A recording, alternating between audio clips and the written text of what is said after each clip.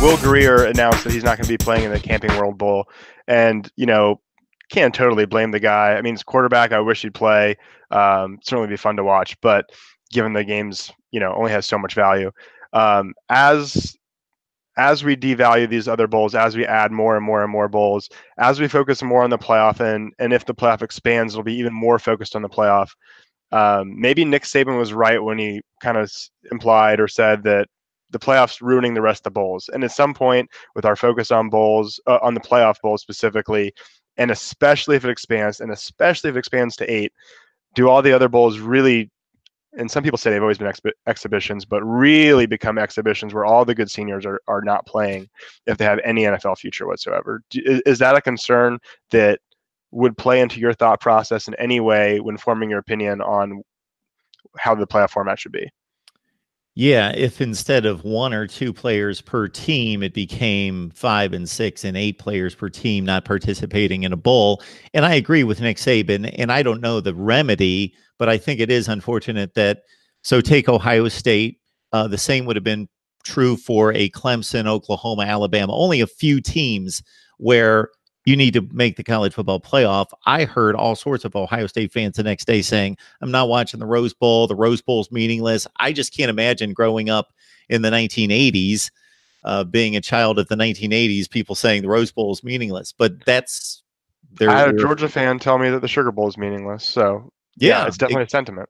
Yeah, if that's your goal, and that's the goal of that's a goal of a lot of teams, but a legitimate, like, realistic we make goal. It or bust goal for about 5 or 6 programs, and it's a disappointment if you don't go, even whether you feel as though you failed or you feel as though you got snubbed, regardless, to go to another bowl game.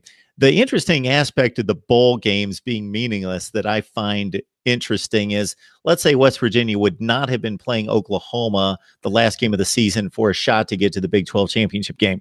Let's say it was a typical West Virginia season. They were 7-4, and they were decent, but they didn't have a shot at the Big 12 championship game. Will Grier would not have sat out that game. But there are going to be far more people watching West Virginia play in this game. Yeah. Except for some of the New Year's games that overlap. These games are exclusive. They have all of college football nation. Anybody who wants to watch college football during those time slots have to watch that game. And therefore, I think there's a level of importance because you're playing on a national stage, and more people are watching you, unless you're Clemson or Ohio State or Alabama, where you have a huge matchups throughout the season that are spotlighted in prime time. More people are watching your team play on that given day than any other time of the season. Yeah, it's a good point. I don't know how much that exposure matters when he played at Florida, then he's had a couple of years at West Virginia, so the scouts have seen him, so maybe he doesn't care. But to your point, you don't see guys, when the team starts, 5-3 and they're eliminated from their division, they don't just quit generally. But yeah, that's essentially common once the bowl game's announced and it's not the big one. So I don't know how that nets out. But to your point, it's odd that they drop out with 1 game left, but they would never do it with 2 games left. Yeah. So anytime the term is brought up meaningless, this is a meaningless game, I interpret that as this game does not factor into determining a champion for the division, for the conference, for the nation, whatever it is. And that's what bowl games are outside the playoffs. But those are the games that you just depicted at whatever point in the season for most teams in the country. Yeah. And, you look at some teams like Syracuse, they're 9-3 playing in the Camping World Bowl against West Virginia. If they win that game, they're 10-3 bowl champs. Don't tell me that's meaningless for Syracuse, for Dino Babers. It's all relative. So I love the bowl system. I love playing Bowl Mania. I have a blast with it. I do think there's too many bowls, but I don't think they're totally meaningless. I think they set the entire tenor of the offseason. So, I can't wait. I can't wait for Clemson, Notre Dame, but I can't wait for, Syracuse, West Virginia, and 20, 30 other of these bowls.